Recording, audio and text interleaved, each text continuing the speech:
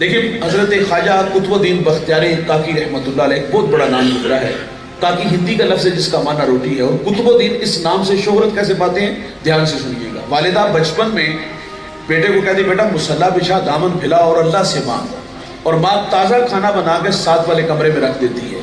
بیٹا جو ہے وہ ساتھ والے کمرے میں جا کے کھانا کھاتا ہے, اور کبھی کبھی ماں سے اظہار بھی کرتا ہے, ماں اللہ مہربان کتنا ہے, میں اس کے حضور دامن پھیلاتا ہوں, وہ مجھے تازہ کھانا دیتا ہے. ماں خوش ہوتی کہ میرے بیٹے کا رب کے ساتھ توکل کا رشتہ جڑ گیا. یہ مشق کافی دیر جاری رہی.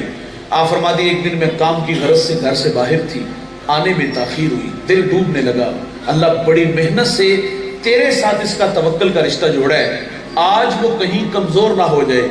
آپ فرماتی میں گھر آئی تو میں نے کیا دیکھا, قطب الدین محو استراحت تھا. بیدار ہوا تو میں نے کہا بیٹا کھانا کھایا؟ کہتا ہے جی ماں جی کھانا کھایا, لیکن جو کھانا آج کھایا نا پہلے کبھی نہیں کھایا, اور جو مزہ آج آیا ماں پہلے کبھی نہیں آیا. یہ مائیں تو رب سے دوڑتی تھی, اور یہ وہی قطب الدین ہے. ماں مدرسے میں بیچی, بیٹا استاد کہتا ہے بیٹا پڑھ الحمدللہ رب العالمین. ازبر تھا سیقول السفہاء من الناس, ازبر تھا تلک الرسل فضلنا بعضهم علی بعض, ازبر تھا. 14 پارے سنا دی. استاد بڑے متاثر ہوئے, بیٹا جہاں سے 14 بڑھے بقیہ 16 بھی اسی مدرسے میں اسی استاد سے پڑھ لیتا, یہ اچھے منزل خوب. تو عرض کی استاد جی میں نے کسی مدرسے میں کسی استاد سے زانوے تلمس طے نہیں کیے. تو فرمایا بیٹا یہ دولت کہاں سے آئی؟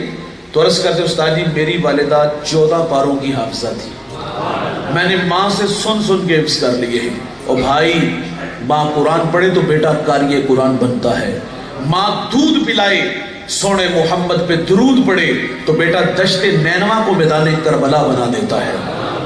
بچے بڑوں سے سیکھتے ہیں. کلاس روم میں ٹیچر سوال کرتا ہے بچوں بڑے ہو کر کیا بنو گے؟ کسی نے ڈاکٹر کہا, کسی نے انجینئر کہا, اور ایک بچہ کہتا ہے میں بڑا ہو کر صحابی رسول بنوں گا. جھٹکا لگا نا کہ صحابی تو وہ ہوتا ہے جس نے حضور کا زمانہ پایا ہو, سر کی آنکھوں سے حضور کا جمال دیکھا ہو. کہا بیٹا تو 14 صدیوں کے فاصلے پہ کھڑا ہے, لیکن بتا تیرے دل میں شوق کیسے پیدا ہوا؟ تو وہ بچہ کہتا ہے کہ میری والدہ روزانہ سونے سے پہلے مجھے ایک صحابی رسول کا واقعہ سنا کے سوتی ہے, تو میرے دل میں شوق پیدا ہوا ہے میں بڑا ہو کر صحابی بنوں.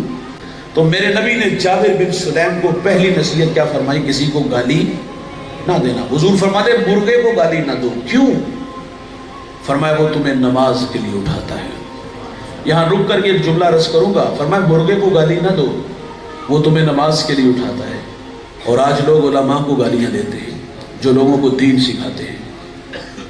بھائی جسے استنجا کرنے کا بھی پتہ نہیں نہ آتا, جو منہ میں آتا ہے وہ کہہ دیتا ہے. جس کو مصلے پہ کھڑا کرو نا دوست, اس کی عزت بھی کیا کرو. واصف علی واصف کہتے ہیں تسلیم کے بعد تحقیق گمراہی ہوتی ہے. پہلے تحقیق کر لو, اگر وہ مصلے پہ کھڑے ہونے کے قابل نہیں تو نہ کھڑا کرو, لیکن جس کو مصلا دو نا اس کو عزت بھی دیا کرو یار. یہ تو بہت بری بات کہ ہم جس کے پیچھے نمازیں بھی پڑھتے, باہر جا کے اس کا جبہ بھی پھاڑ دو, اس کی پگڑی بھی کھینچتے ہیں. فقہ کا مسئلہ اگر دل میں اتنی بات آئے نا کہ میرے کپڑے امام کے کپڑوں سے اچھے, اس کے پیچھے نماز ہی نہیں ہوتی. ہم نماز بھی پڑھتے ہیں اور باہر جا کے اس کا جبہ بھی پھاڑتے ہیں, اس کی ذات پہ تبصرے بھی کرتے ہیں. کوئی بات بھی نہ ہو تو جب چاہا جی چاہا رسوا بھی کر لیا. تو فرمایا کسی کو گالی نہ دینا. دوسری نصیحت فرمائی جابر بن سلیم, نیکی کو حقیر نہ جاننا.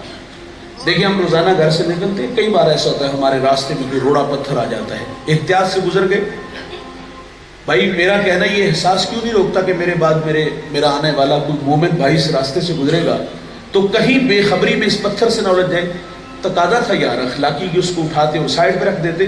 ایک تو اس لیے گزر گئے بے نیازی سے, اور دوسرا ہمارے پیش نظر یہ بھی ہوگا کہ اس کا بظاہر اجر ہے کیا. اللہ کی رحمت دوست بندے کو بخشنے کے بہانے ڈھونڈتی ہے. ایک بہت بڑے محدث دنیا سے چلے گئے, کسی کو خواب میں ملے, پوچھا حضرت سناؤ قبر میں کیسے ہو؟ کہا الحمدللہ قبر جنت کا باغ ہے. پوچھا کون سا عمل آپ کی بخشش کا سبب بنا؟ فرماتے ایک دفعہ حدیث لکھنے بیٹھا, سیاہی میں قلم ڈبویا, باہر نکالا, لکھنے لگا کہ اس پہ مکھی آ کے بیٹھ گئی. فرماتے اس خیال سے قلم کو روک لیا کہ یہ مخلوق خدا ہے, پیٹ کی پیاس بجھانے میں پھر لکھ لوں گا. کہتے اللہ کو میری یہ ادا پسند آئی, اللہ نے میری مغفرت فرما دی.